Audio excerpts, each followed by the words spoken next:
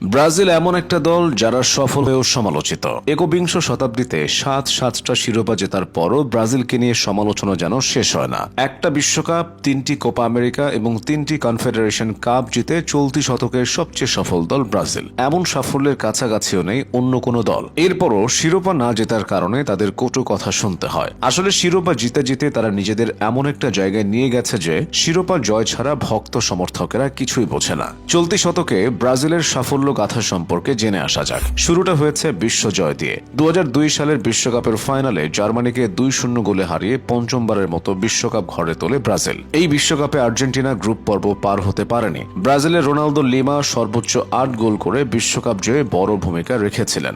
ফাইনালে তিনি জোড়া গোল করেছিলেন। 67 মিনিটে প্রথমবার জাল খুঁজে পাওয়া রোনালদো 79 মিনিটে করেন নিজের ও দলের দ্বিতীয় গোল।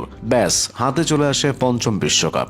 বিশ্বজয়ের 2 বছর পর কোপা আমেরিকার শিরোপা ঘরে তোলে সাম্বার দেশ ব্রাজিল। 2004 সালের কোপা আমেরিকার ফাইনালে আর্জেন্টিনাকে হারানোর মাধ্যমে ব্রাজিলের শিরোপা জয় অব্যাহত থাকে।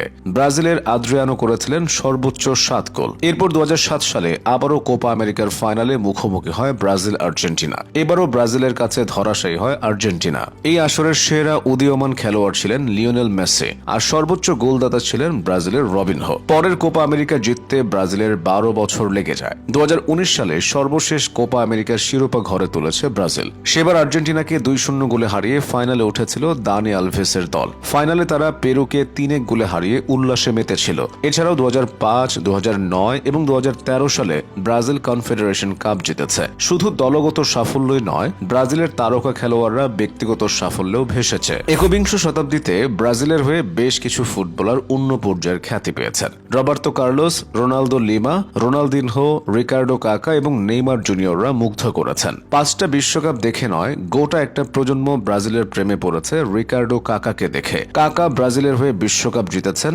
পেয়েছেন ব্যালন ডিওর। আলাদা করে নিতে হয় রোনালদিনহোর নাম। ব্রাজিলের জার্সি গিয়ে রোনালদিনহোর শৈল্পিক ফুটবলে বুঁদ হয়েছিল একটা প্রজন্ম। তার অসাধারণ বল কন্ট্রোল, নিখুঁত পাস আর নয়নাভিরাম ড্রিবলিং এর দৃশ্য এখনো সবার চোখে লেগে আছে। সবচেয়ে বেশি উন্মাদনা ছিল রোনালদো নাজারিওকে নিয়ে। রোনালদো মাঠে নামা মানেই এক বা একাধিক গোলের নিশ্চয়তা। ইনজুরি নিয়ে খেলেও তিনি ইতিহাস রচনা করে গেছেন। সোনালী সময়ে ব্রাজিলের হয়ে মাঠ মাতানো আরেক ফুটবলারের নাম রবার্তো কার্লোস। অবিশ্বাস্য গতিতে বল কিকের ক্ষমতার জন্য তাকে সুপারম্যান বলা হয়।